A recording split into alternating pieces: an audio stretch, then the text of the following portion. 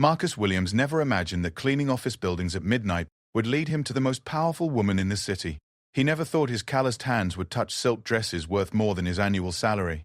And he definitely never believed that a single desperate kiss in a hospital corridor would turn his world completely upside down. But sometimes life doesn't ask for your permission before it changes everything. When your 6-year-old daughter lies unconscious in a hospital bed, and the only thing standing between her and death is a medical procedure you can't afford, you discover just how far you're willing to go. You learn that pride becomes meaningless when measured against a child's heartbeat. You realize that some moments demand everything from you, even if it means kissing a stranger who could buy and sell your entire neighborhood without thinking twice. This is the story of a man who had nothing to lose except everything that mattered. A single father whose love for his daughter led him to make a choice that would either save his family or destroy any chance of the quiet life he'd built from nothing. A janitor who discovered that sometimes the most unlikely people hold the keys to miracles, and sometimes those miracles come with a price tag that money can't measure. What happens when desperation meets opportunity? When a working man's world collides with unimaginable wealth? When one kiss changes not just 2 lives, but an entire future that neither person saw coming? Some love stories begin with flowers and candlelit dinners. This one begins with fear, hope, and a single moment of courage in a place where both hearts and dreams can be broken. This is the story of Marcus and Elena, and how saving one life can transform everything you thought you knew about your own. Marcus Williams pushed his cleaning cart down the sterile hospital corridor, the squeaky wheel echoing in the late-night silence. His blue janitor's uniform bore the faded logo of Sunshine Cleaning Services, and his name tag hung slightly crooked after another 14-hour shift. At 32, Marcus looked older than his years, with lines around his eyes that spoke of sleepless nights and endless worry. His hands were rough from years of manual labor, but gentle enough to braid his daughter's hair each morning before school. The pediatric ward of St. Mary's Hospital was his least favorite assignment, not because of the work, but because of the memories it stirred. 3 years ago, he'd walked these same halls as a terrified father, not an employee. His wife Sarah had been in the cancer ward on the floor above, fighting a battle she would eventually lose. Now, he cleaned the rooms where other families faced their own battles, and every night he said a silent prayer of gratitude that his daughter Lily was healthy and safe at home, with Mrs. Chen, their elderly neighbor, who watched her while he worked. As Marcus mopped the floors near the nurse's station, he noticed unusual activity. Doctors rushed past him, their faces tense with urgency. An ambulance had arrived 20 minutes earlier, and the emergency team was still working. Marcus had learned to read the signs during his time here. This wasn't routine. He continued his work, staying out of the way as medical professionals hurried past. Through the chaos, he caught glimpses of a small form on a gurney being wheeled toward the intensive care unit. His heart clenched. Another family's nightmare was beginning. An hour later, as Marcus cleaned the waiting area, he saw her. A woman sat alone in the corner, her expensive black dress torn at the sleeve, her perfectly styled hair disheveled. She held a small child's backpack clutched to her chest, and tears streamed down her face. Even in her distress, Marcus could tell she was beautiful, with sharp cheekbones and eyes the color of storm clouds. Everything about her screamed wealth and power, from her diamond earrings to her designer heels that probably cost more than Marcus made in a month. The woman looked lost and broken, and something in Marcus's chest tightened. He'd worn that same expression 3 years ago. He knew that particular shade of devastation that came with watching someone you love fight for their life. Marcus hesitated, then quietly approached. "Excuse me, ma'am. Are you all right? Can I get you anything? Coffee, maybe?" The woman looked up, startled. Her eyes were red-rimmed and filled with a pain so raw that Marcus felt it in his bones. She started, then shook her head. "I'm sorry, I don't... No, thank you. I'm Marcus," he said gently, crouching down to her level. "I work here nights. I know this might sound strange, but I've been where you are. Whatever's happening, you don't have to face it alone."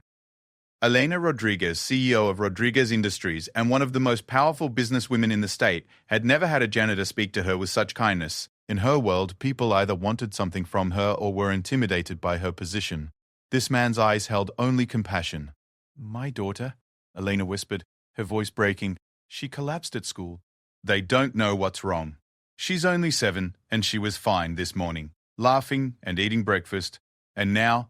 She couldn't finish the sentence. Marcus sat down beside her, maintaining a respectful distance.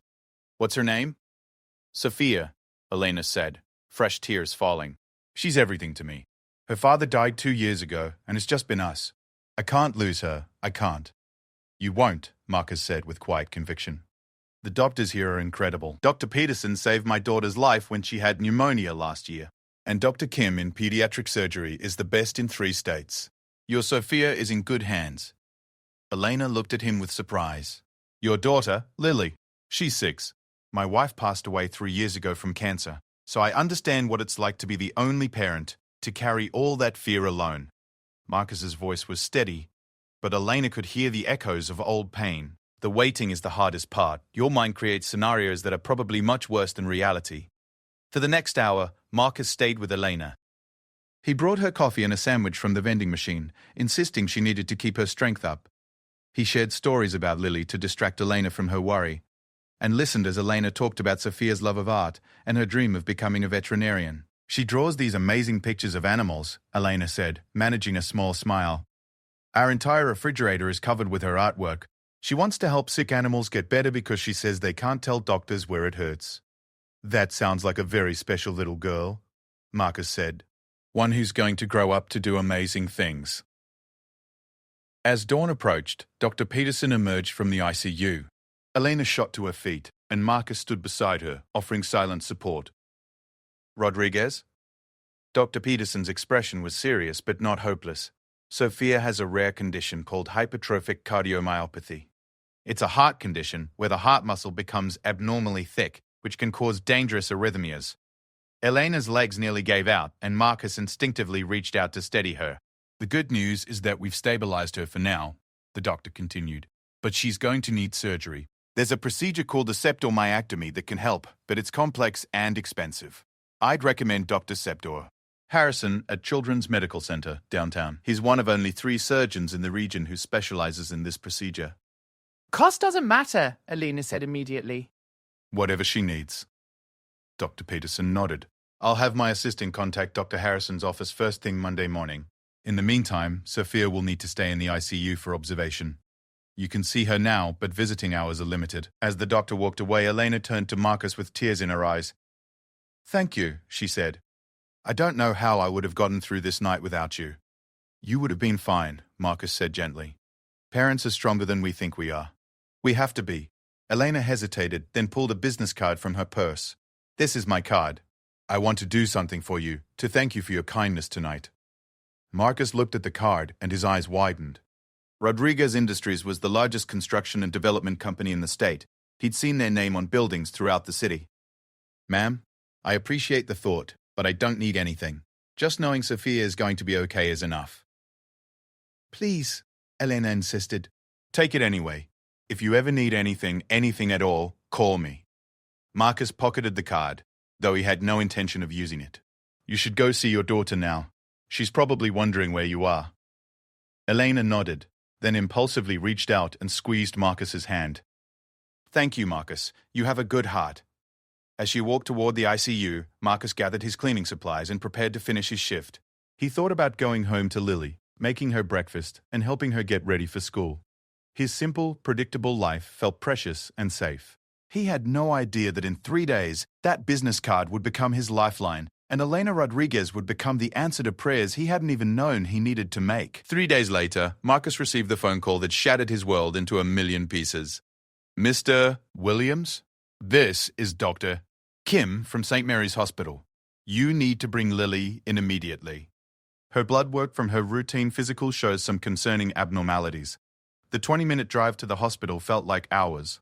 Lily sat in the back seat, confused about why they were visiting the doctor again so soon.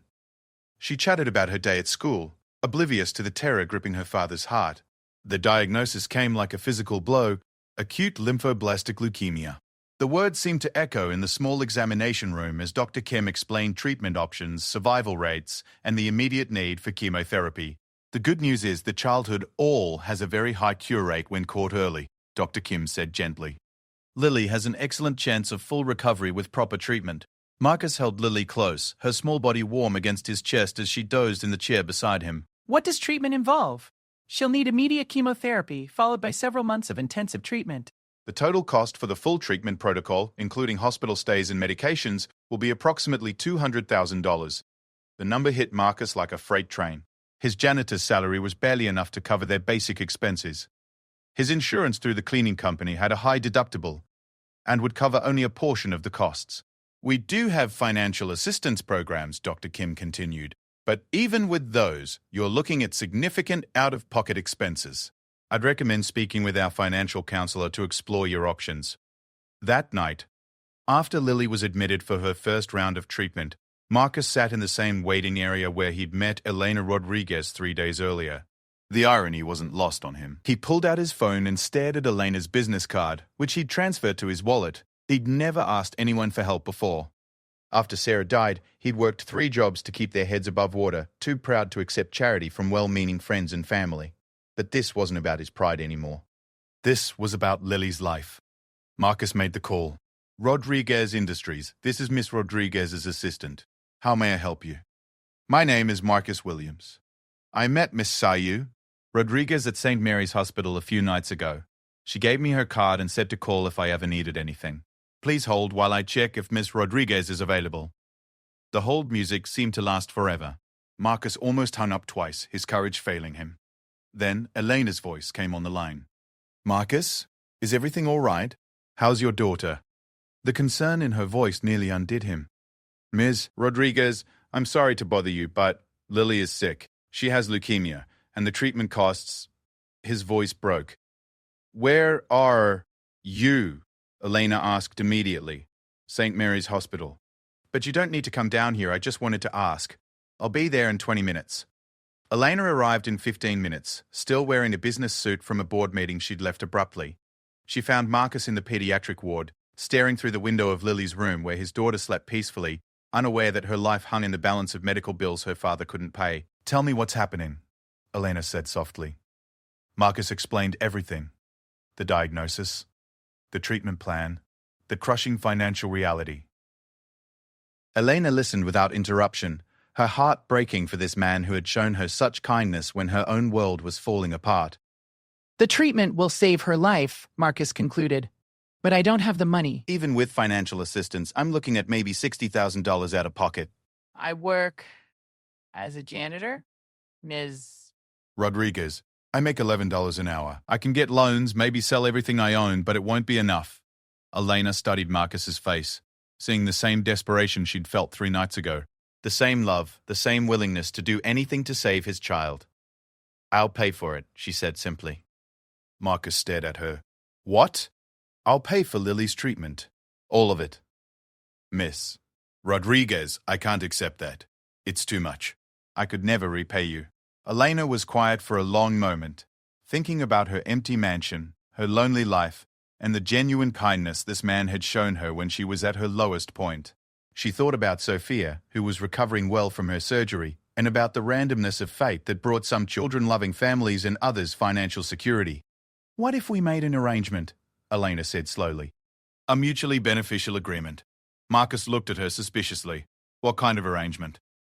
Elena took a deep breath. She was about to propose something that would shock her business associates and scandalize high society, but felt absolutely right in her heart. I need a husband, Elena said. Not for love, but for business reasons. My late husband's will includes a clause that gives his family significant control over his portion of my company if I remain unmarried for more than 3 years after his death. That deadline is in 6 months. Marcus's eyes widened. You want me to marry you? A marriage of convenience, Elena explained quickly. On paper only. You and Lily would move into my house, which would be better for her treatment anyway. It's closer to the hospital. I would pay for all of Lily's medical expenses, and you would help me maintain my company. For how long?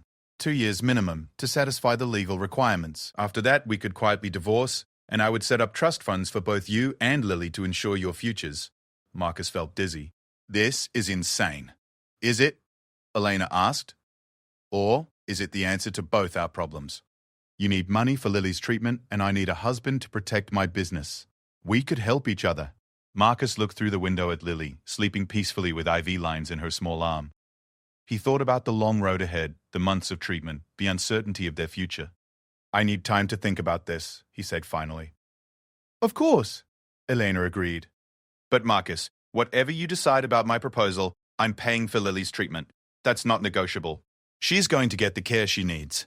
As Elena walked away, Marcus remained by Lily's window, his mind reeling. In less than a week, his orderly life had been turned upside down. His daughter was fighting for her life, and a billionaire he'd met by chance was offering to save them both. He didn't know it yet, but that conversation would lead to a kiss that would change everything. A kiss born of gratitude, desperation, and the beginning of something neither of them expected. The wheels of fate were already in motion, carrying Marcus and Elena toward a future that would challenge everything they thought they knew about love, family, and the price of saving a life. Marcus spent 3 sleepless nights weighing Elena's proposal. During the day, he sat beside Lily's hospital bed, reading her favorite books and trying to keep her spirits up as the chemotherapy made her sick and tired.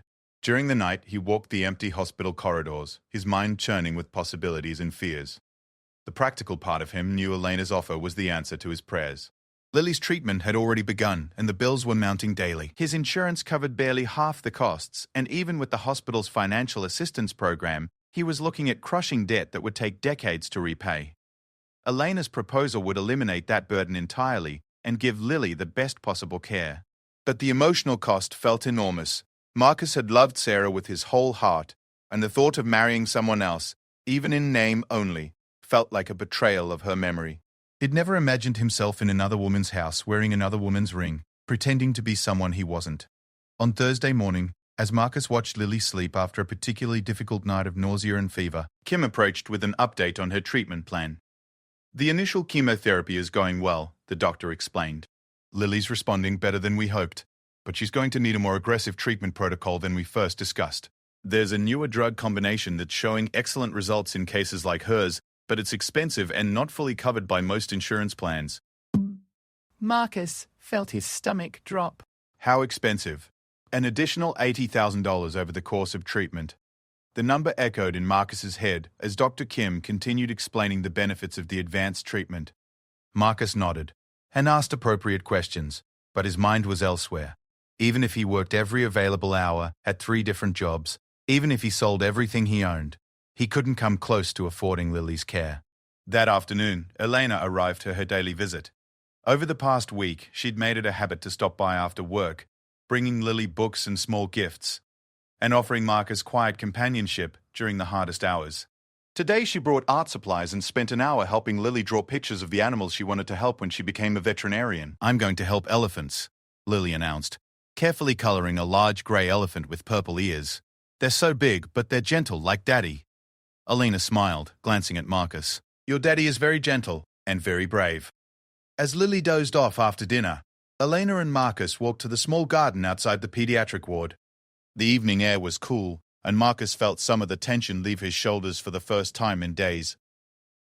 "Kim told me about the additional treatment Lily needs," Elena said gently. Marcus nodded, not trusting his voice. "Marcus, you don't have to carry this alone." "I know," he said quietly. "I've been thinking about your proposal." Elena waited, giving him space to find his words. "I need you to understand something," Marcus continued. "I loved my wife more than I thought it was possible to love another person. Sarah was funny and smart and beautiful, and she made every day feel like an adventure. When she died, I thought I'd never feel whole again." Elena's expression was soft with understanding. "You still love her, I always will, and I need you to know that if we do this, if we get married, it would be purely business for me. I can't offer you anything romantic. I can be a good friend, a reliable partner in this arrangement, but I can't be a husband in any real sense." "I understand," Elena said. "I'm not looking for romance either. My marriage to Carlos was..." She paused, searching for the right words. "It was complicated. We married young, for business reasons initially, and we grew to care for each other. But it was never the great love story people imagined. I've accepted that my life is about work and raising Sophia. I don't need or want emotional complications." Marcus studied her face. "So, this would be strictly business." "Strictly business," Elena confirmed. "You and Lily would have your own wing of the house. We'd maintain separate lives, separate bedrooms, separate everything. The only time we'd need to appear as a couple would be at business functions and legal proceedings. For 2 years. 2 years minimum. After that, we'd divorce quietly, and you'd be financially secure enough to build whatever life you want for you and Lily." Marcus was quiet for several minutes, watching the sun set over the city skyline. There's something else you should know, he said finally. I'm not sophisticated. I didn't go to college. I don't know anything about your world of business dinners and charity galas. I'll embarrass you. Elena turned to face him fully. Marcus, you sat with a stranger all night in a hospital waiting room because you saw someone in pain and wanted to help. You worked 2 jobs to support your daughter and never complain. You're raising a kind, intelligent, brave little girl on your own. You have nothing to be ashamed of. Your friends and business associates will think you've lost your mind. A small smile played at Elena's lips. Let me worry about my friends and business associates.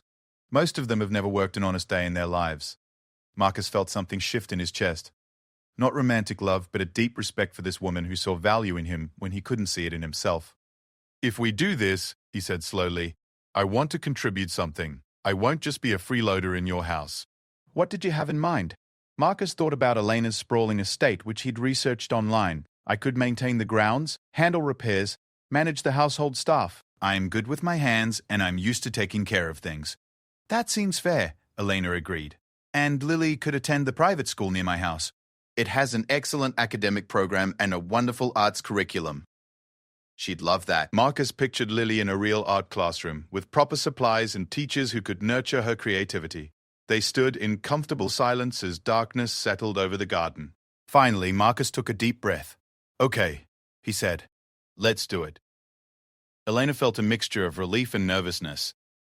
Are you sure? No, Marcus admitted.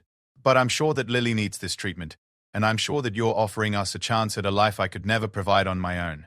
If you're willing to take a chance on us, then I'm willing to take a chance on this arrangement. Elena extended her hand. Partners? Marcus shook it, noting how small and soft her hand felt in his work-roughened palm. Partners. The next morning, Elena arrived at the hospital with a team of lawyers, financial advisors, and wedding planners. Marcus felt overwhelmed as they spread documents across the family conference room and began outlining the terms of their arrangement. We need to move quickly, Elena's lead attorney explained. The hospital requires a guarantor for the additional treatment costs by Monday, and will need the marriage to be legally binding before I can authorize the financial arrangements. How quickly? Marcus asked, feeling dizzy. This weekend, Elena said. I know it seems rushed, but this weekend? Marcus interrupted. Elena, I can't plan a wedding in 3 days. I don't even own a suit. Elena smiled gently. It doesn't have to be elaborate. A simple civil ceremony with a few witnesses. My assistant has already contacted the courthouse and arranged for a Saturday afternoon appointment. What about Lily? She's going to have questions. We'll tell her the truth, Elena said. That we're getting married so I can help take care of her medical expenses and you can help take care of Sophia and me. Children are more adaptable than adults. She'll understand that sometimes people come together for practical reasons. Over the next 2 days, Marcus's life transformed at breakneck speed. Eleanor's assistant, an efficient woman named Patricia, handled everything from moving arrangements to legal paperwork. Marcus felt like he was caught in a whirlwind, barely able to process each new development before the next one arrived. On Friday afternoon, as he packed the few belongings he and Lily owned, Mrs. Chen knocked on his door. The elderly woman who'd been watching Lily for the past 2 years stood on his doorstep with tears in her eyes. Marcus, dear, I heard about your engagement from the neighbors. Is this really what you want? Marcus invited her in for tea, knowing he owed her an explanation.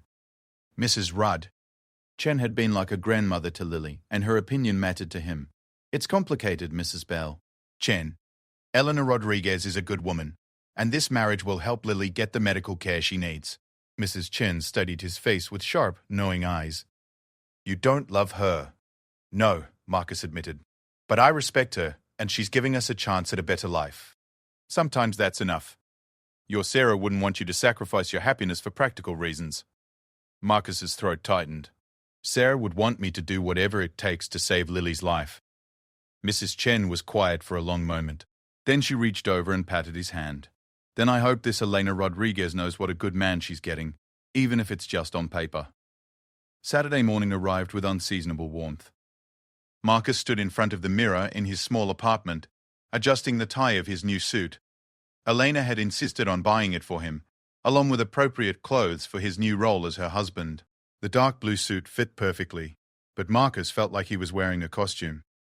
Lily sat on his bed, swinging her legs and watching him with curious eyes. The chemotherapy had made her hair thin, but her spirits were remarkably good. The doctors had explained the marriage to her in simple terms she could understand. "Daddy, are you nervous?" Lily asked. "A little," Marcus admitted. "Elena is nice, and Sophia is going to be my stepsister, right?" "That's right." Lily grinned. "I've always wanted a sister, and Elena's house has a pool. She said I can use it when I'm feeling better." Marcus smiled despite his nerves. If Lily was happy, he could do this. The courthouse ceremony was small and simple. Elena wore an elegant cream-colored dress and carried a small bouquet of white roses. Marcus was struck by how beautiful she looked, and for a moment he felt guilty for noticing. Sophia stood beside her mother as maid of honor, wearing a pink dress and a shy smile. Patricia served as Marcus's witness, along with Dr. Kim, who had become invested in their unusual story. Judge Morrison, a kind woman in her 60s, performed the brief ceremony with warmth and dignity. As they exchanged simple gold bands, Marcus found himself looking into Elena's gray eyes, surprised by the steadiness he found there. "Do you, Elena Maria Rodriguez, take Marcus James Williams to be your lawfully wedded husband?" "I do," Elena said clearly. "Do you, Marcus James Williams, take Elena Maria Rodriguez to be your lawfully wedded wife?" Marcus thought of Lily in her hospital bed, of the new treatment that would save her life, of the chance Elena was giving them both. "I do," he said. "By the power vested in me by the state, I now pronounce you husband and wife. You may kiss the bride." This was the moment Marcus had been dreading. He and Elena had discussed it briefly, agreeing that a quick, chaste kiss would satisfy the legal requirements. As he leaned toward her, Elena rose on her toes to meet him halfway. Their lips touched gently, briefly, a mere formality to complete their legal union. But something unexpected happened in that moment. For just an instant, Marcus felt a warmth spread through his chest that had nothing to do with gratitude or relief.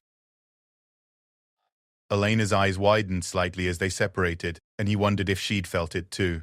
The moment passed quickly, replaced by congratulations from their small gathering and the practical business of signing marriage certificates. But as they walked out of the courthouse as husband and wife, Marcus couldn't shake the feeling that something fundamental had shifted between them. That evening, as they settled Lily and Sophia into their new shared bedroom in Elena's mansion, Marcus caught Elena watching him with an expression he couldn't quite read. "Any regrets?" she asked quietly as they stood in the hallway outside the girls' room. Marcus looked through the partially open door at their daughters, already giggling together like old friends, despite having known each other less than a week.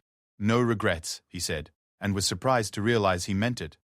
Elena smiled, the first genuinely relaxed smile he'd seen from her since they'd met.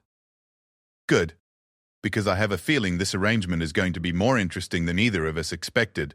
As they said goodnight and retreated to their separate wings of the house, Marcus replayed the day's events. He was married to one of the most powerful women in the state, living in a mansion that could house 20 families, and his daughter was going to receive the best medical care money could buy. But it was that brief, unexpected moment during their kiss that lingered in his mind as he fell asleep in his new bedroom. For just an instant, their business arrangement had felt like something else entirely, something that both terrified and intrigued him in ways he wasn't ready to examine. The first month of marriage was an exercise in careful navigation. Marcus and Elena moved around each other like polite strangers sharing an elegant hotel, maintaining their agreed-upon distance while learning the rhythms of their new life together. Elena's estate was even more impressive than Marcus had imagined. The main house sprawled across 3 acres of manicured grounds, with separate wings connected by covered walkways and gardens. Elena had given Marcus and Lily the entire east wing, which included 3 bedrooms, a sitting area, and a small kitchen. It was larger than any place Marcus had ever lived, and he spent the first week feeling lost in its luxury. The staff treated him with polite confusion. Maria, the housekeeper who'd worked for Elena for 15 years, clearly didn't know what to make of the new husband who insisted on doing his own laundry and making his own breakfast. James, the groundskeeper, was even more perplexed when Marcus showed up in work clothes, asking about the irrigation system and offering to help with the spring planting. "Senor Marcus," Maria said one morning as she found him fixing a loose cabinet door in Lily's room, "you do not need to do these things. I can call the repairman." "I don't mind," Marcus replied, testing the hinges. "I like working with my hands, and this way I feel like I'm contributing something." Maria watched him work with a mixture of respect and bewilderment. In her experience, wealthy men paid others to fix things. They didn't crawl under sinks or spend their Saturdays repairing fence posts. The girls adapted to their new living situation with the resilience that only children possess. Lily was thriving with her new treatment protocol, and the mansion's pool and garden provided endless entertainment during her recovery days. Sophia, initially shy around her new stepsister, quickly warmed to Lily's gentle personality and infectious laugh. Marcus enrolled Lily at Brookfield Academy, the private school Elena had suggested. The campus was beautiful, with small class sizes and an art program that made Lily's eyes light up with excitement. Her new teacher, Miss Patterson, was experienced in working with children undergoing medical treatment and created a flexible schedule that accommodated Lily's chemotherapy appointments. "Daddy, look what I made today," Lily announced one afternoon, bursting through the front door with a watercolor painting of elephants in a rainbow landscape. Her energy had returned dramatically over the past few weeks, and seeing her enthusiasm for life again made every awkward moment of the marriage arrangement worth it. "That's beautiful, sweetheart," Marcus said, kneeling down to examine her artwork. "Tell me about these elephants." Patterson said elephants have families just like people do, and the babies stay close to their mamas until they're big enough to take care of themselves. But sometimes the mama elephants get sick, and the other elephants in the family help take care of the babies. Marcus felt a tightness in his chest. "That's very wise of the elephants." "Just like Elena is helping take care of us," Lily said matter-of-factly. "And Sophia told me that you're helping take care of her mama too, because sometimes mamas need help even when they're grown-ups." That evening, Marcus found Elena in her study, surrounded by financial reports and architectural plans. She'd changed from her business attire into jeans and a simple sweater, and her hair was pulled back in a ponytail. The informal look made her seem younger and more approachable. "Sorry to interrupt," Marcus said from the doorway. "I wanted to thank you for something." Elena looked up from her work. "What for?" "Lily's school. She's happier than I've seen her in months. Today she told me about elephant families and how they take care of each other when someone gets sick." Elena smiled. "Children see things very clearly, don't they? Sometimes more clearly than adults." Marcus stepped into the study, noticing the framed photos on Elena's desk. Most showed Sophia at various ages, but there was one of Elena with a tall, dark-haired man he assumed was her late husband, Carlos. "How are you adjusting to everything?" Elena asked, following his gaze to the photos. "It's an adjustment," Marcus admitted. "I keep feeling like I'm going to break something or track mud on your carpets. It's our house now, Marcus. Yours and Lily's too. And the carpets have survived Sophia's art projects and her various attempts at indoor soccer. I think they can handle a little mud."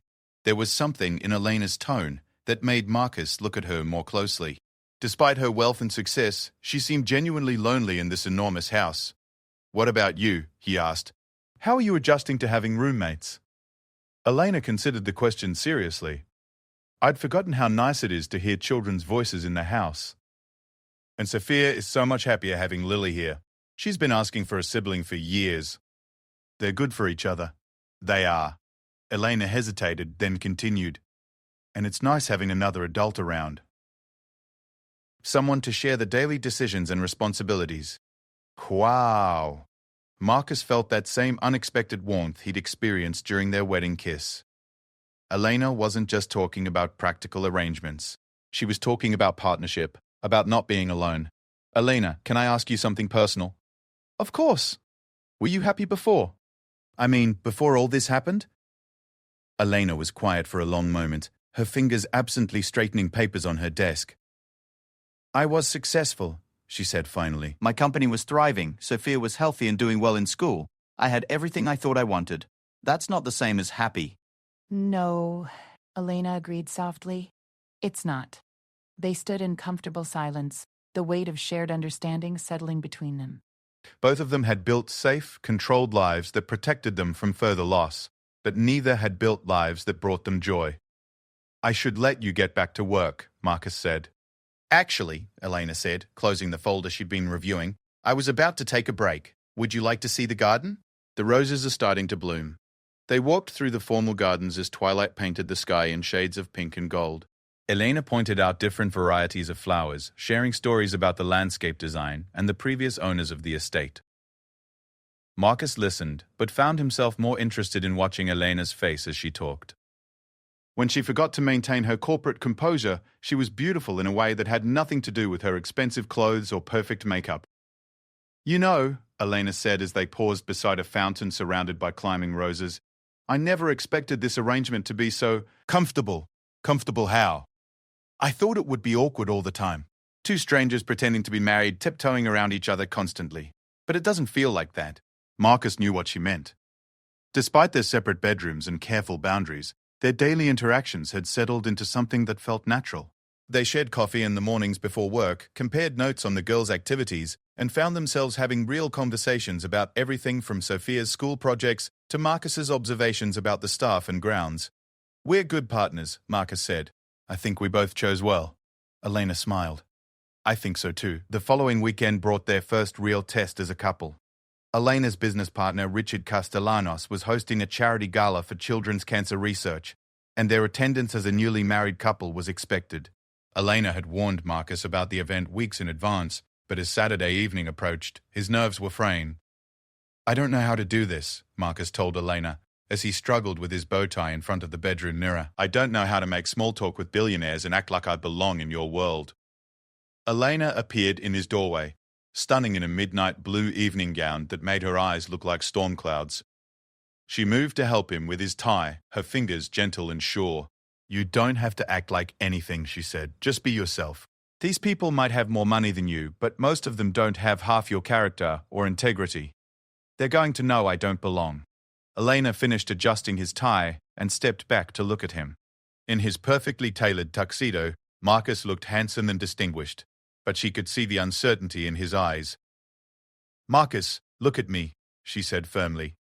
"You are my husband. You belong wherever I belong. And anyone who suggests otherwise will answer to me." Something in her tone made Marcus believe her. Elena Rodriguez wasn't just wealthy, she was formidable, and for tonight she was on his side. The Castellanos estate rivaled Elena's in size and grandeur. As their car pulled up the circular drive, Marcus saw other guests emerging from luxury vehicles, the women in designer gowns and glittering jewelry, the men in expensive tuxedos. The scene looked like something from a movie. "Remember," Elena said quietly as they walked toward the entrance, "you're here because you deserve to be here. And because I want you here." The evening started better than Marcus had expected. Elena introduced him to various business associates and donors with pride and warmth, never making him feel like an afterthought or charity case.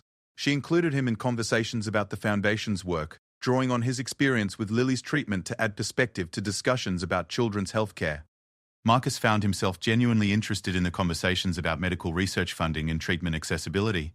His insights as a parent who'd navigated the system from the patient's side were valuable, and several people approached him throughout the evening to continue discussions they'd started in group settings. "Your husband has fascinating perspectives on patient advocacy," Dr. Patricia Morrison, the Foundation's director, told Elena during the cocktail hour. "Has he considered serving on our advisory board?" Elena glanced at Marcus with surprise and pride. "You'd have to ask him." The crisis came during the silent auction. Marcus excused himself to find the restroom and overheard a conversation between two men he'd been introduced to earlier. "So Rodriguez actually married her janitor," one was saying with barely concealed amusement. "I wondered who she'd dig up to satisfy Carlos's ridiculous will requirements." "Poor bastard probably thinks he's won the lottery," the other replied. "Give it 6 months before she replaces him with someone more suitable." Marcus felt heat rise in his face. He'd known people would talk, but hearing the casual dismissal of his worth and Elena's integrity cut deeper than he'd expected. "Gentlemen," a smooth voice interrupted. Marcus turned to see Richard Castellanos approaching the two men with a dangerous smile. "I couldn't help but overhear your fascinating commentary on my business partner's marriage." The two men looked uncomfortable. "Richard, we were just demonstrating why Elena and I don't do business with your firm anymore," Richard finished coolly. "Marcus Williams is a good man who's devoted his life to raising his daughter and caring for others. If that's something you find amusing, I suggest you find somewhere else to share your humor." As the men retreated, Richard turned to Marcus with an apologetic expression. "I'm sorry you had to hear that. Most of us are better mannered than those two dinosaurs." "It's fine," Marcus said, though his voice was tight. "No, it's not fine. But for what it's worth, Elena glows when she talks about you and Lily. I've known her for 15 years, and I've never seen her as happy as she's been these past few weeks." Marcus stared at Richard in surprise.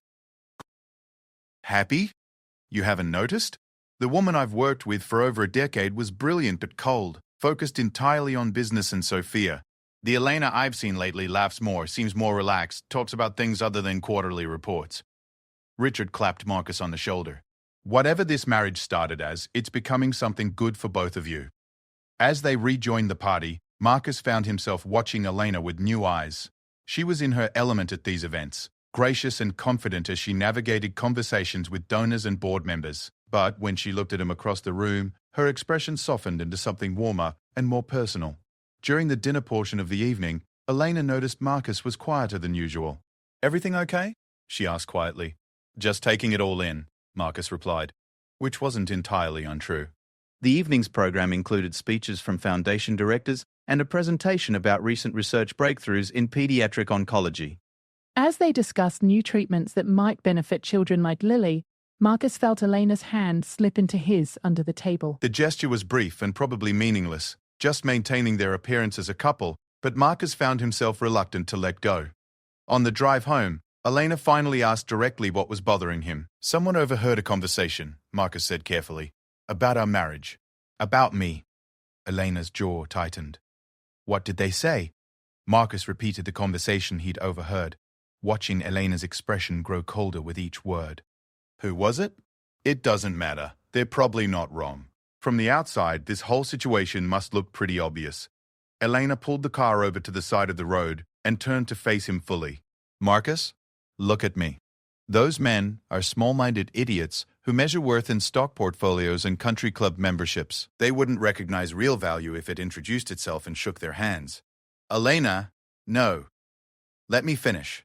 You want to know what I see when I look at you? I see a man who worked 3 jobs to support his family after losing his wife.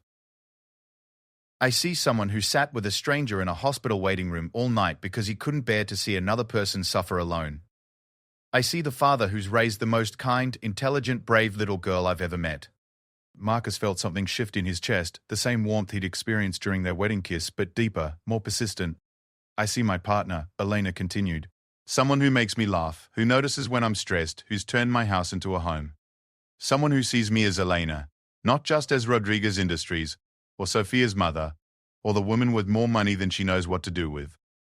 They stared at each other in the darkened car, the weight of Elena's words settling between them. "Elena," Marcus said quietly, "this is supposed to be just business." "I know," she whispered, but somewhere along the way, it stopped feeling like business. Marcus reached out and touched her face gently, his thumb brushing across her cheek. "For me too." This time, when they kissed, it wasn't for judges or witnesses or legal requirements. It was because they wanted to, because the careful distance they'd maintained was no longer sustainable, because something real and unexpected had grown between them. When they separated, both were breathing unsteadily. "What does this mean?" Elena asked. "I don't know," Marcus admitted, "but I'd like to find out." As they drove the rest of the way home in charged silence, both realized that their marriage of convenience was becoming something neither of them had planned for, but both were beginning to want. The real question was whether they were brave enough to let it happen. The kiss in the car changed everything between Marcus and Elena, yet on the surface their daily routines remained largely the same. They still maintained separate bedrooms, still respected each other's space and independence. But now there were lingering glances across the breakfast table, hands that touched when passing coffee cups, conversations that stretched long into the evening hours. Marcus found himself paying attention to small details about Elena that he'd previously overlooked, the way she hummed softly while reading financial reports, how she always checked on both girls before heading to her own room each night, even when they'd already been tucked in. The fact that she kept a photo of her parents on her nightstand, though she rarely spoke about her family. Elena, meanwhile, discovered layers to Marcus that surprised and intrigued her. He was far more well-read than his lack of formal education might suggest, with thoughtful opinions about everything from local politics to environmental conservation.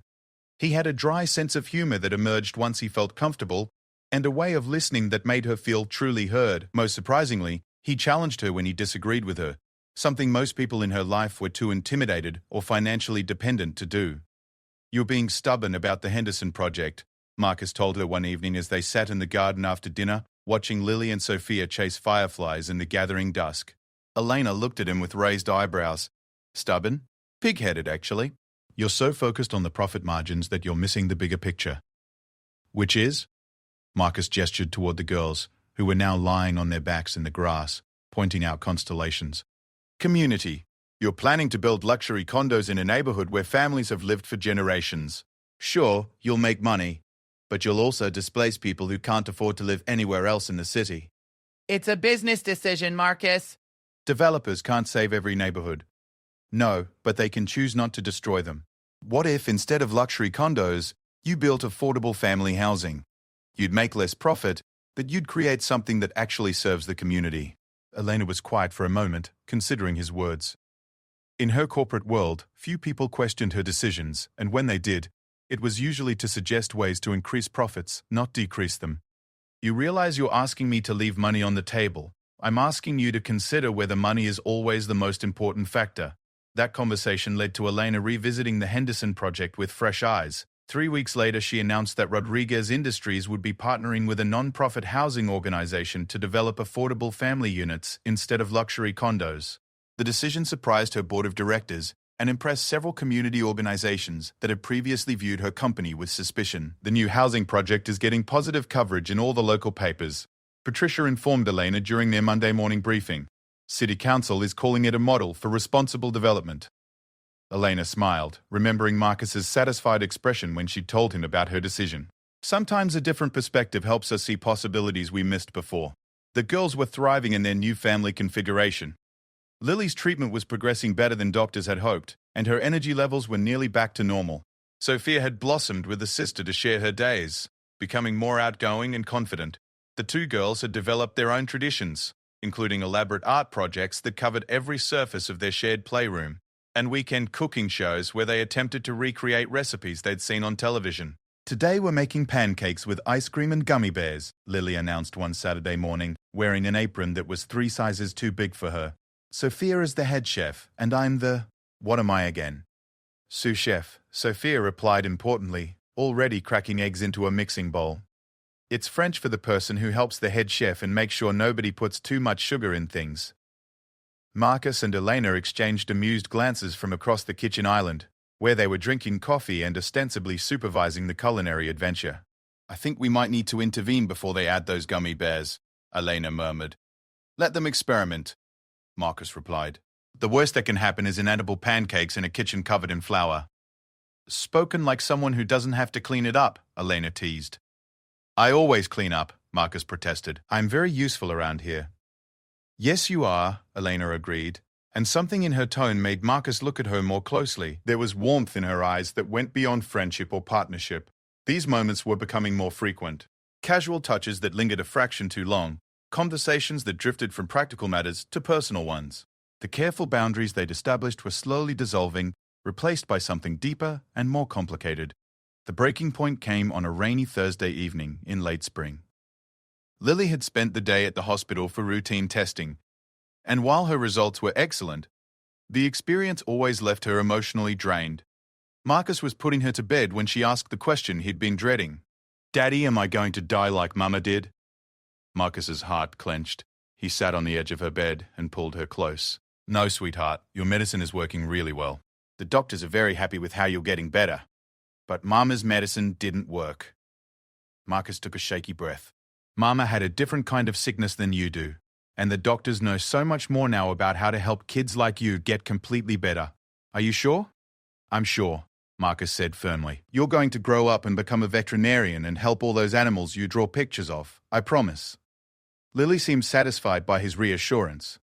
But after she fell asleep, Marcus found himself pacing the hallway outside her room, overwhelmed by memories and fears he'd been suppressing for months.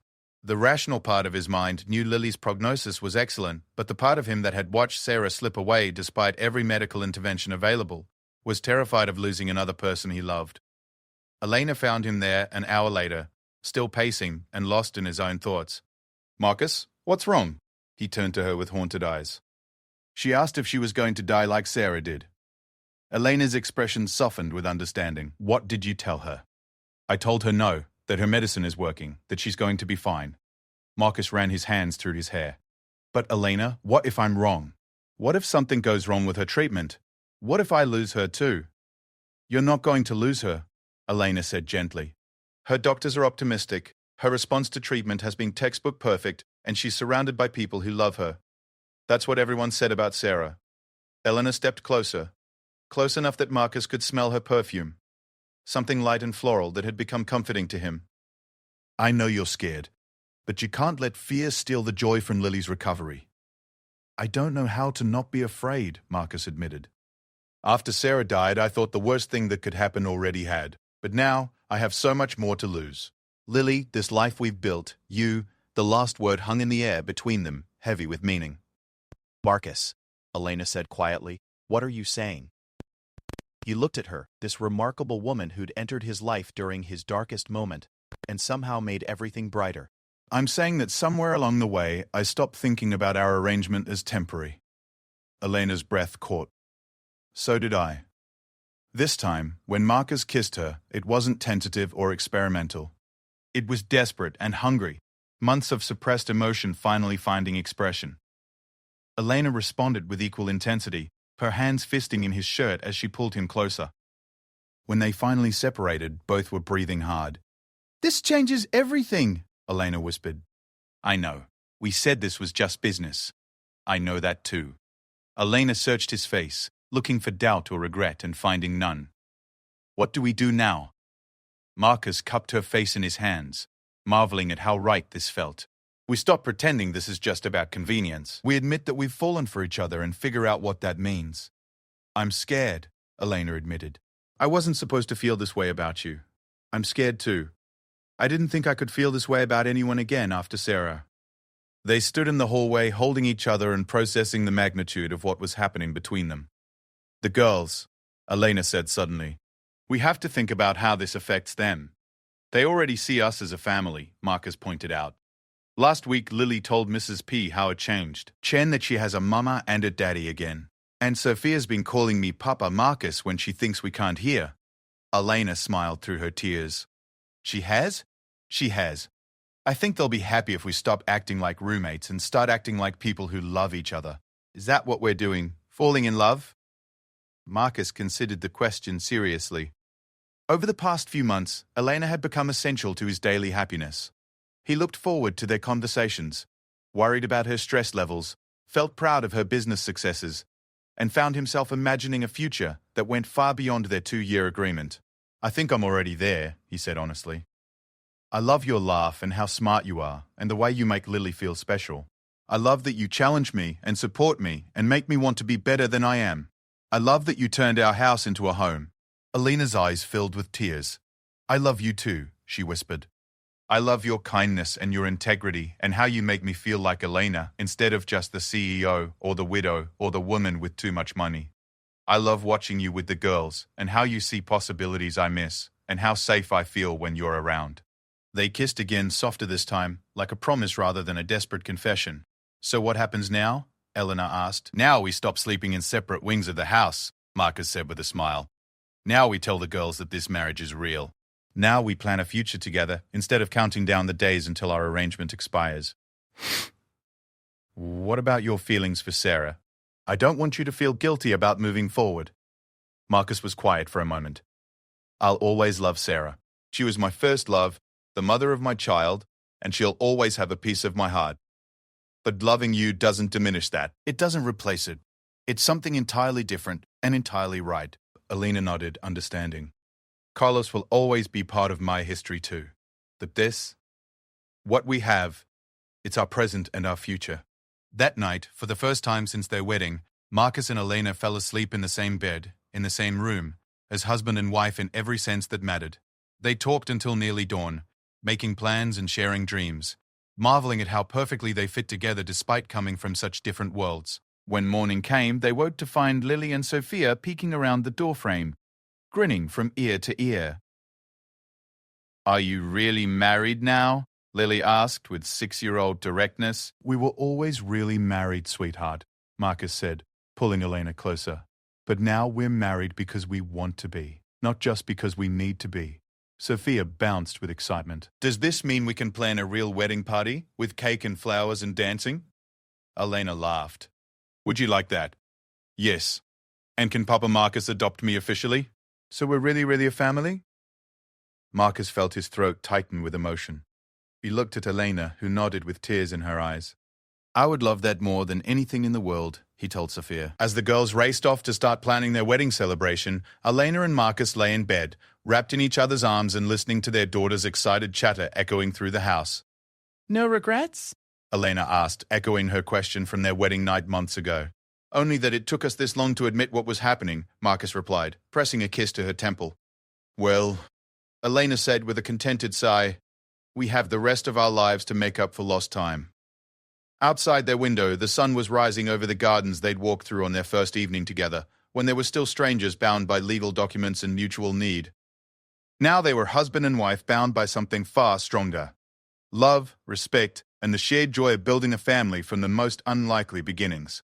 The business arrangement had become a love story, and both of them were finally ready to embrace it. 6 months later, Marcus stood in the same hospital corridor where he'd first met Elena, but this time he was there for an entirely different reason. Lily's latest scan results were in, and they were about to receive news they'd been hoping and praying for. Dr. Kim entered the family conference room with a smile that immediately told them everything they needed to know. The scans are completely clear, she announced. No detectable cancer cells anywhere in Lily's body. She's officially in complete remission. The room erupted in celebration. Lily threw herself into Marcus's arms, followed quickly by Sophia, who'd insisted on being present for the appointment. Elena wrapped her arms around all three of them, tears streaming down her face. What does this mean?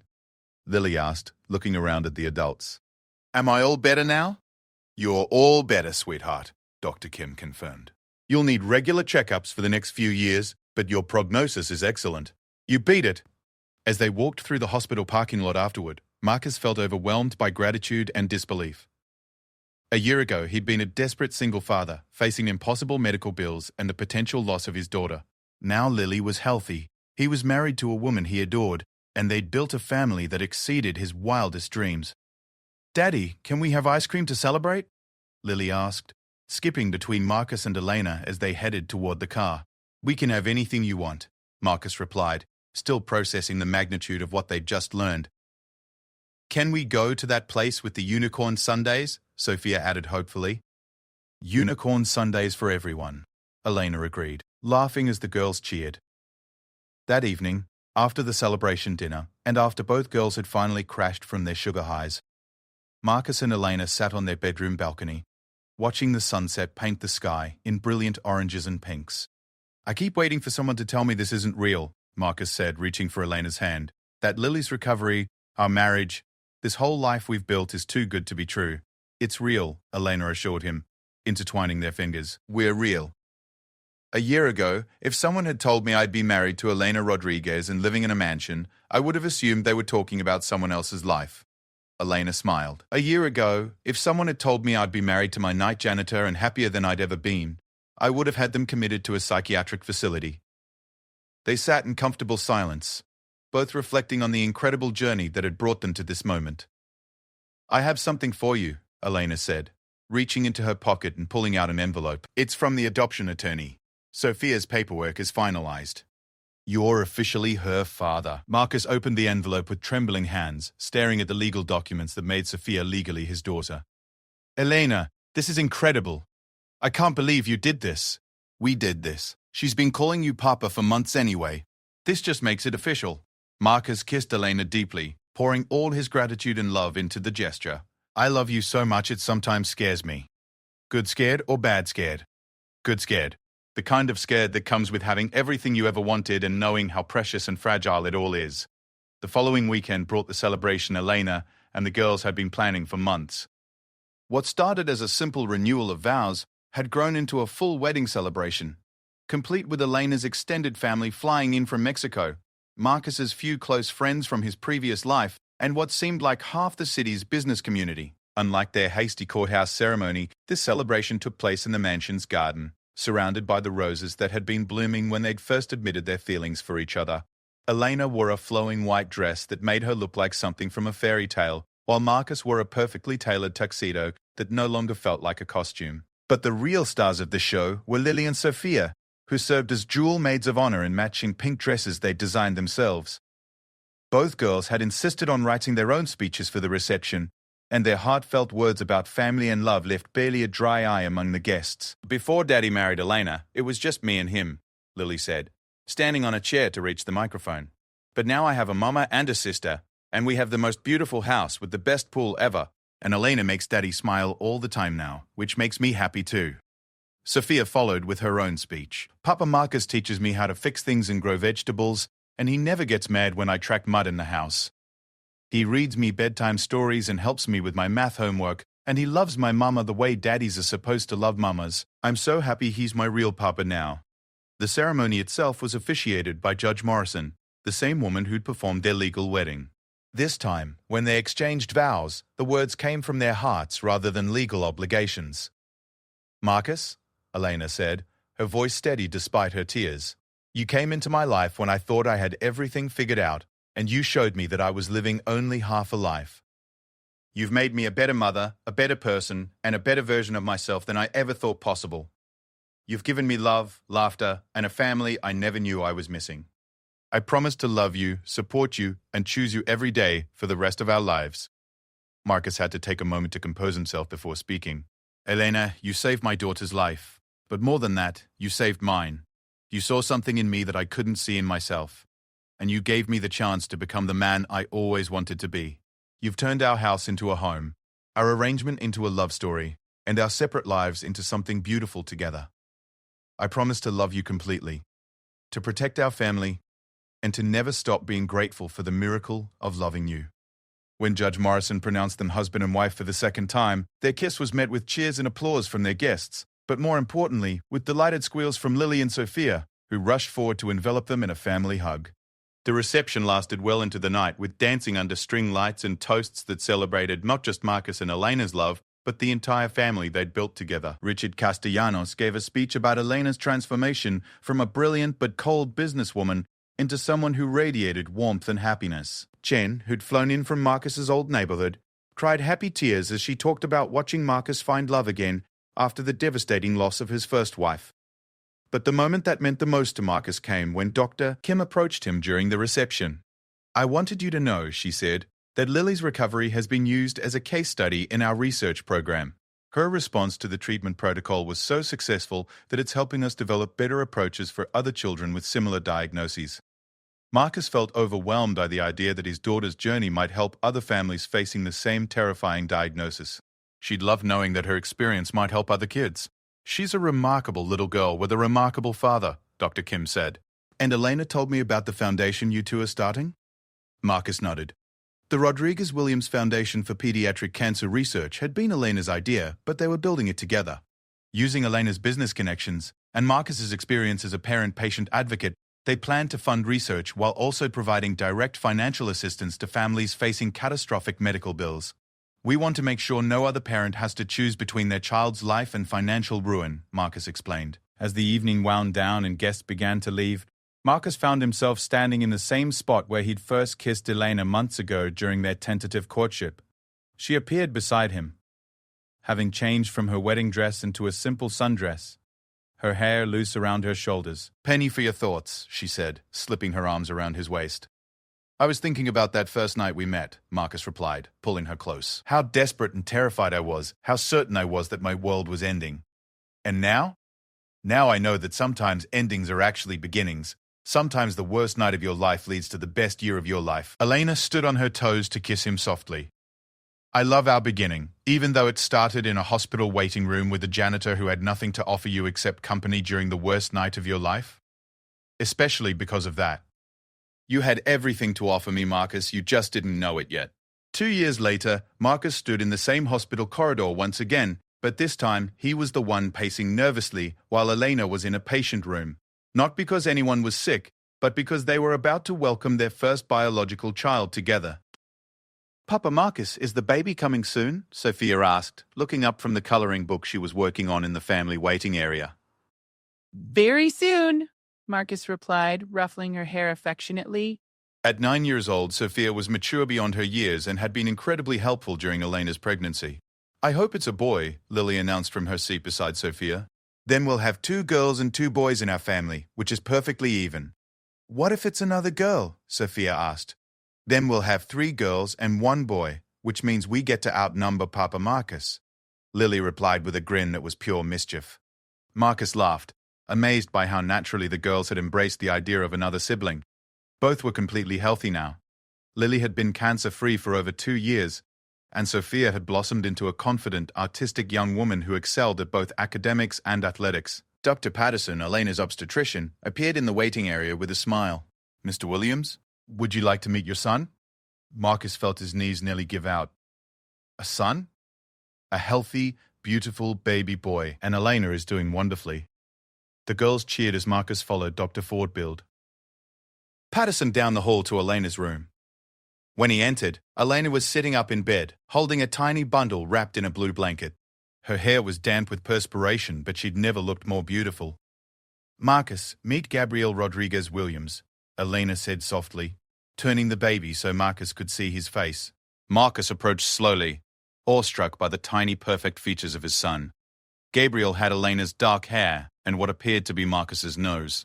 His little fists waved in the air as if he was already eager to explore the world. "He's perfect," Marcus whispered.